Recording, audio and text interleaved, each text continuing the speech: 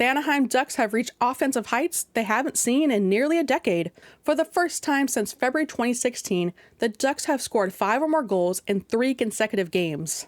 Yet, despite lighting the lamp 16 times in their last 3 games, they are still dead last in the NHL for total goals this season. But maybe not for long. If last week's second star of the week, elite third liner Mac and Cheese McTavish keeps cooking the way he has been. In just 4 games, he's doubled his goal total from the first 40 games of the season, jumping from 6 to 12. That surge made him just the second player in Ducks history to hit 50 career goals at age 21 or younger, the only other being Paul Kariya. Now, to put it in perspective, Kariya scored 50 goals in his age 21 season. But still, if you're being mentioned in the same breath as Paulie, you're doing something right. McTavish also tied this record too. It also helps that the Ducks haven't exactly been prioritizing defense lately. They have been pushing the pace on the rush, straying from that structured system Cronin has spent the last season and a half trying to implement. Maybe Cronin is feeling the heat? Not according to him. Props to Derek for asking this tough question, but honestly, the article kind of reads like a PR piece. It's not his fault. The players just seem prepped with their responses, all reinforcing the idea that Cronin has changed. The same vibe carried over into the broadcast. Greg Cronin says he is less involved with the messaging this season. Rather, he told me that he organizes meetings with the veterans and not just the captains, about 8 or 9 players who he feels can speak personally and intimately to the development that he wants to see. It's not a scripted message per se, but he's reinforcing the coach's messaging, and that player collaboration is providing some continuity, John. There's definitely an effort to tone down the Cronin hate. If the Ducks keep winning, even if it feels like it's happening in spite of their coach, Cronin is probably sticking around for the rest of the season. In this Ducks vs. Kraken game, neither team played defense, and when Cronin is supposed to be a defensive guy, yet somehow he is coaching the worst defensive team in the league.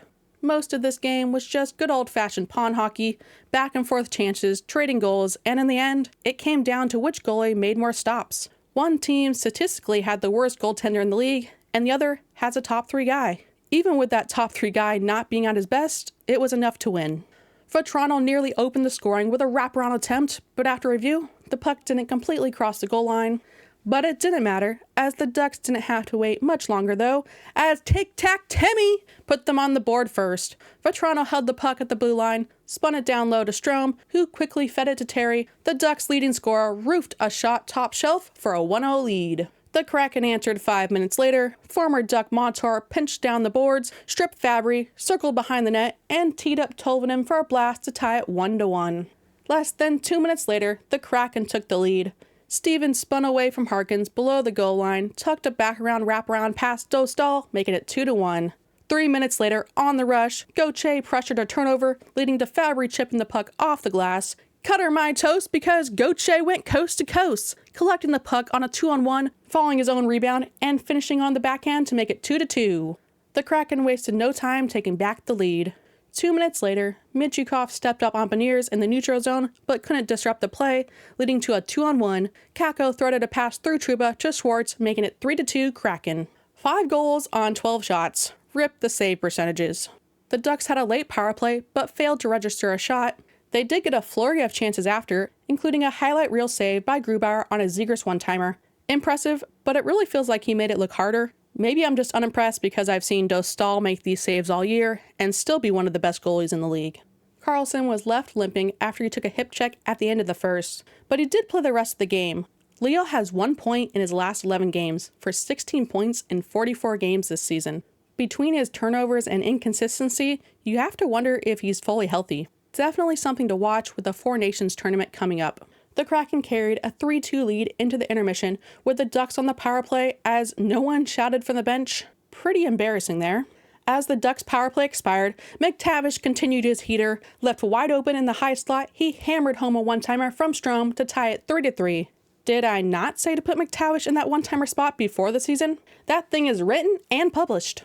Minutes later, McTavish wasn't done. He forced a turnover and set up Fabry for a one-timer from nearly the same spot as his own goal. Ducks up 4-3. Just over 4 minutes later, Lacombe extended the lead with a laser from the point off the rush, making it 5-3 Ducks.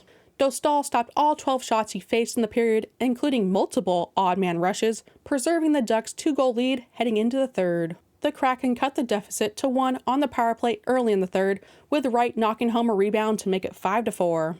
But the Ducks held firm, and Toronto sealed the win with an empty netter, securing a 6-4 victory. The Ducks have now won 3 straight and remain unbeaten in regulation when scoring at least 3 goals. If you're curious, Sean crunched the numbers before the game. He likes numbers, I hate them. And while it's a cool stat, the Queens are above us, or I guess now tied. It doesn't look as flashy when compared to the rest of the league, but hey, it's still a nice little stat to throw around. The Ducks also have the fewest games with 3 or more goals. It's still impressive, but not as much as we thought maybe.